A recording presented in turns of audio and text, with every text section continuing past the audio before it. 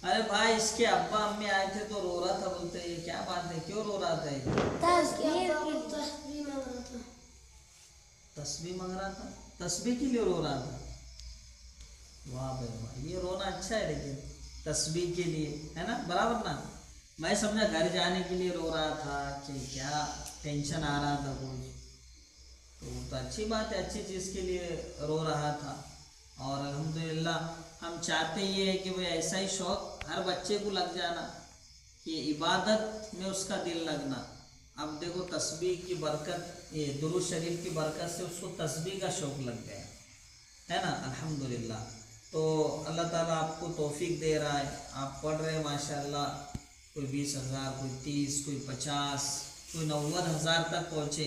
1 लाख तक तो नहीं पहुँचा अभी कोई, लेकिन 90,000 दुरूद शरीफ एक बच्चे ने पढ़ा था। किसने? तो भी हुज़ैफ ने पढ़ा था। तो 90,000 दुरूद शरीफ जुमेरात की मगरिब से तो जुमा की मगरिब तक, तो ये बहुत अच्छी चीज़ है। तो अल्हम्दुलिल्लाह जितना आप लोग इसमें और दिलचस्पी दिखाएंगे तो अल्लाह ताला और भी आप लोगों के लिए बरकत के, रहमत के दरवाज़े खुलता रहेगा। तो ये हम अपने देखने वालों से कहना चाहते हैं कि देखो कि बच्चे ने माशाअल्लाह जब दिल में एक जज्बा पैदा हुआ, अल्लाह के नबी की मोहब्बत पैदा हुई, दुरूद शरीफ की अहमियत पैदा हुई, तो माँ बाप मिलने आए तो तस्बीह के लिए रो रहा है बच्चा कि मुझे तस्बीह दिलाओ। तो ये ऐसे शौक़ अगर पैदा हो जावे तो कौन कहता है कि आज के ज़माने में वली पैदा नहीं होते, या आज के ज़माने में कोई अल्लाह वाले। ये ऐसे मदरसों से इंशाअल्लाह अल्लाह वाले पैदा होंगे और निकलेंगे। हाजी साहब समझ में आ रहा कि नहीं? कुछ बताओ, हज करके आए हुए तुम ज़रा कैमरे में। तो ये हमारे रेहान भाई है, थोड़ा हंसी मजाक कर लेते हैं उनसे, है ना। तो हज वज करके आए नहीं है, लेकिन ये ऐसा बोला जाता है, टकला हो गया इसलिए। टकला होने के बाद बोलते हैं कि भाई देखो हलक कर लिए। तो कौन करता है हलक? हाजी साहब करते। हाजी रेहान साहब।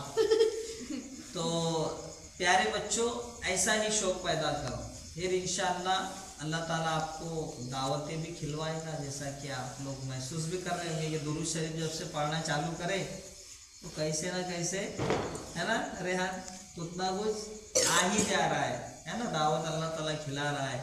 और एक साहिब खैर है अपने औरंगाबाद के, अफीफ कल्याणवी साहब नाम है उनका।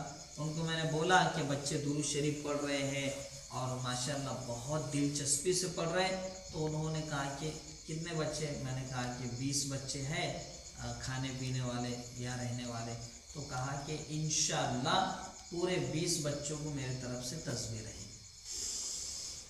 और भी तुम दूसरी चीज़ें दिलचस्पी दिखाओ, इंशाअल्लाह ऐसे ऐसे अल्लाह वाले हैं, देने वाले हैं कि अल्लाह आपकी हर ज़रूरत पूरी करेगा। बस तुम लोग जैसा हम बता रहे वैसी ज़िंदगी गुजारो, उस पर अमल करो। इंशाअल्लाह अल्लाह ताला आपको दुनिया में भी कामयाब करेगा और आखिरत में तो कामयाबी है ही, है क्या नहीं? तो तस्बीह मिल जाएंगे। हाँ भाई, रोने का नहीं। समझ में आ रहा है? नहीं बोल रहा है कि हाँ बोल रहा है? हाँ, ये उर्दू वाला हाँ है। कौन सा हाँ है? उर्दू वाला। और महाराष्ट्र वाला हाँ कैसा रहता? गुगु गुगु गुगु। कैसा हाँ रहता? गुगु गुगु गुगु गुगु। और उर्दू वाला कैसा रहता बेटा? शाबाश। और नई कैसा रहता उर्दू वाला? और महाराष्ट्र वाला हा कैसा रहता रेहान? और नई कैसा रहता?